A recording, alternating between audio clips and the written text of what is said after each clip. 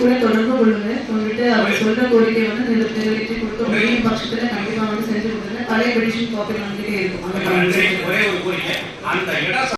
வரைக்கும் போகல அப்படின்றது கோரிக்கை.